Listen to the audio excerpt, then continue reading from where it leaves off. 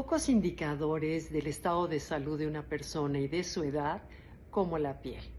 Si bien sabemos que el sol es uno de los enemigos más importantes de la piel cuando se toma en exceso, hay otro enemigo del cual no somos tan conscientes y que en gran medida es causante del envejecimiento, del cáncer de piel, del eczema, de psoriasis, de rosácea y de todos los padecimientos, acné también, que comúnmente hay en la piel. Y me refiero a la inflamación. ¿Pero qué es la inflamación? Si bien es una maravillosa medida que nuestro cuerpo tiene para defenderse y atacar virus y bacterias, por ejemplo, cuando tenemos una irritación o una infección o un daño en la piel, de inmediato nuestro cuerpo, para defender y sanar, manda sustancias inflamatorias como la histamina, las citoquinas, manda células que defiendan ese lugar y que se convierte en una guerra entre el cuerpo y los virus y bacterias. Hasta que gana el cuerpo, empieza la sanación. Hasta ahí todo estaría muy bien y no sería problema. Lo malo es cuando esa inflamación se vuelve crónica. Y se vuelve crónica por factores del medio ambiente o factores genéticos. Y haz de cuenta que cuando la inflamación es crónica, es como un tren que va ganando velocidad y que va aplastando todo a su paso. Entre ellos, lo que aplasta es colágeno, elastina y demás. Lo bueno es que, los científicos descubren recientemente, hace un poco tiempo, descubren qué es lo que ayuda en la piel para evitar la inflamación crónica. Entonces, número uno es: toma el sol, pero toma el sol, la clave es en poquita medida. El sol es una maravilla por la vitamina D. Hay que absorberla, por ejemplo, hasta las 10 de la mañana, puede salir de 8:30, 8, 9 a 10, 9:30 a 10 máximo, y procura no ponerte protector solar ni nada para que tu piel pueda absorber la vitamina D. Se ha visto que las personas que tienen bajos niveles de vitamina D tienen altos niveles de inflamación. Después, toma y aplícate antioxidantes. Si bien sabemos que los antioxidantes son maravillosos para proteger de los radicales libres, lo mismo sucede en la piel.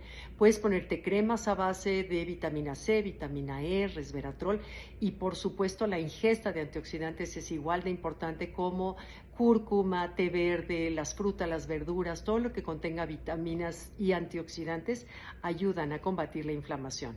Después hay que bajar de peso. Se sabe que las células de grasa son pequeñas fabriquitas que promueven la inflamación. Entonces, el bajar de peso te ayuda, te vas a sentir mejor.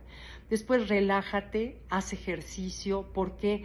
Porque no hay nada, pocas cosas inflaman tanto todo por dentro de la piel como el estrés. Entonces, ¿qué ayuda a sacar ese estrés? Todo lo que es ejercicio, yoga, salir a caminar al aire libre, a la naturaleza en especial, escuchar música, meditar para combatir el estrés. Otro punto de estrés, que fíjense, la Universidad de UCLA descubrió que cuando estamos frente a personas tóxicas que nos hacen sentir mal, menos, etcétera, nuestro cuerpo sube los niveles de sustancias inflamatorias. Entonces, si se puede evitar a la gente tóxica por el beneficio de tu piel, trata de hacerlo. Después, hay que tener la piel bien hidratada. Esto no nada más es un tema cosmético. Yo pensé que la hidratación era un tema cosmético. No. Cuando la piel está seca, y sobre todo en esta temporada de tanto calor o de muchísimo frío, las defensas de la piel se bajan. Entonces es más fácil crear o provocar una inflamación. Luego, evita el azúcar. Si bien hay algo en que todas las dietas, las corrientes y todas las modas, en lo único que se ponen de acuerdo es que el azúcar es el enemigo número uno también de la salud en cuanto a alimentación se refiere. Y en el caso de la piel, el azúcar es un gran inflamatorio, aumenta los niveles de inflamación de una manera radical.